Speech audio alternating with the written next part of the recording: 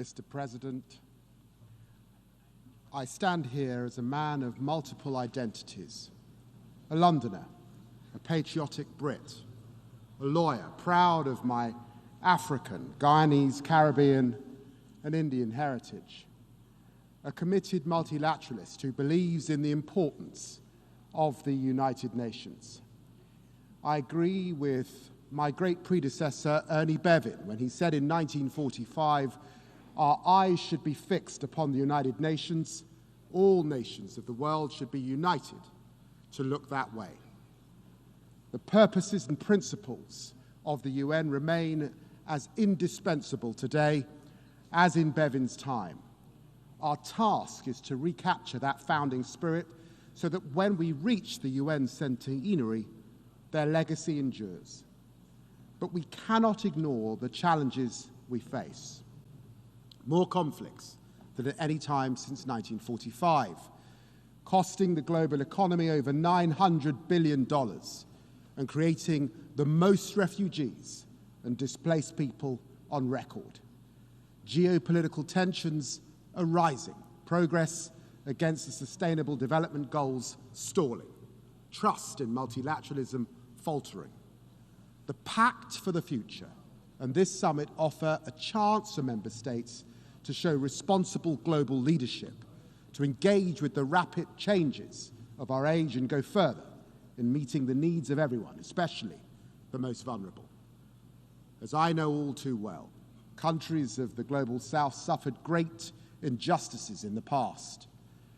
And I've heard repeatedly how frustrated partners are by the unfairness of the global system. We cannot ignore these frustrations. We must act.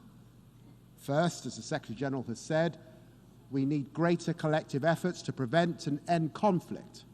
For Britain, that means upholding Ukraine's sovereignty, urging an immediate ceasefire in Gaza and Lebanon, and supporting an end to the fighting in Sudan. It means robustly challenging member states who violate the Charter, rejecting a world in which might makes right. It means a more representative Security Council. It means supporting the international rule of law and applying it equally and fairly, which is why Britain has proposed the outstanding Professor Dapo Akande for election as a judge at the International Court of Justice. Second, we need urgent action on the climate and nature crisis. With this new government, Britain is renewing our ambitions at home, aiming to deliver clean power by 2030. And I am determined that we also reconnect abroad, building a global clean power alliance, championing creativity and reforms to unlock international climate and nature finance, particularly from the private sector, and bolstering efforts to protect at least 30% of the planet's land and ocean by 2030. Third, countries like Britain must modernize our approach to development. This government believes partnership, not paternalism, is the way to deliver the Sustainable Development Goals, making best use of technology, putting indigenous people and local communities, including women and girls, at the center of decision-making on development programs, driving faster reform of the global financial system to strengthen the voice of the most vulnerable and tackle unsustainable debt. Friends, action on conflict, climate, and poverty, delivered by a reformed multilateral system. This is the path to peace and prosperity on a livable planet all over the world, in every war zone, every refugee camp. The UN is there, a beacon of hope and humanity, to which, as Bevin said, the gaze of all nations should turn. This summit must direct the world's eyes towards that beacon once again, and Britain is proud to support it. Thank you very much.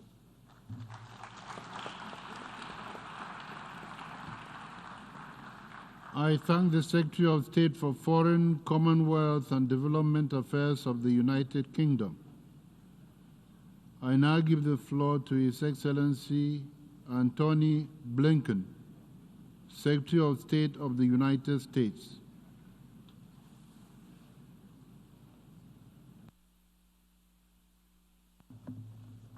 Good afternoon. At this summit, Secretary General Guterres and many world leaders have argued powerfully that to fulfill the crucial purpose of the United Nations, we urgently need support, reform, and revitalization. The United States fully agrees. That's why we joined fellow member states in shaping and committing to a broad range of priorities in the Pact for the Future.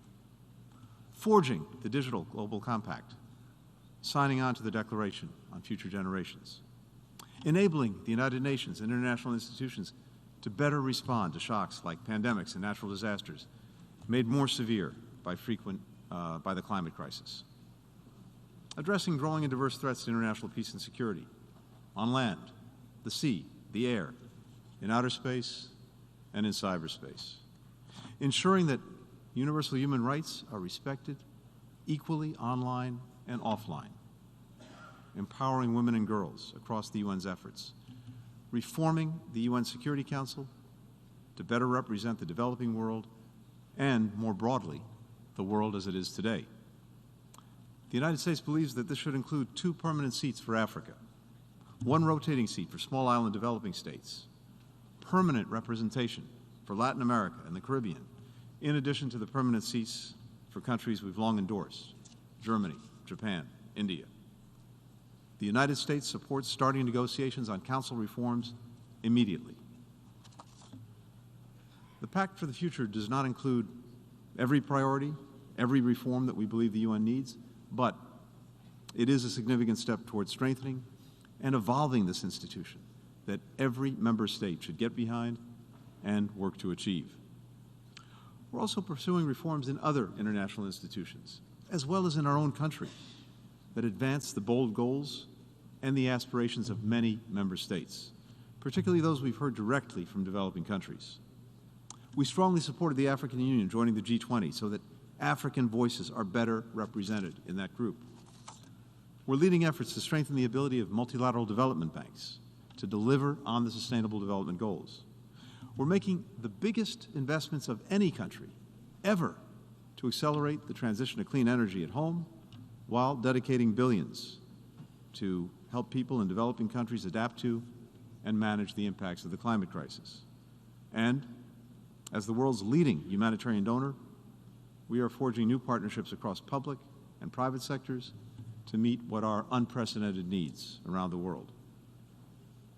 These are important steps, but more must be done because simply preserving the status quo is not an option. The United States is committed to adapting the UN system to reflect this world of today and tomorrow, not the one that existed in 1945. But we are, and we will, remain resolutely opposed to revisionism. We will not accept efforts to tear down, dilute, or fundamentally alter the core principles of the UN Charter: sovereignty, territorial integrity, independence. We will continue to affirm that no member state has the right to redraw borders by force or repress their own people. We'll continue to oppose the idea that nations can assert spheres of influence or dictate who other countries ally or partner with. We will push back fiercely against attempts to undermine the Universal Declaration of Human Rights and related international human rights treaties. It's one thing to revitalize, to reform, to adapt the organization to meet the challenges of the future. It's quite another to try to change its core purpose and principles that are essential to avoiding repeating horrors of the past.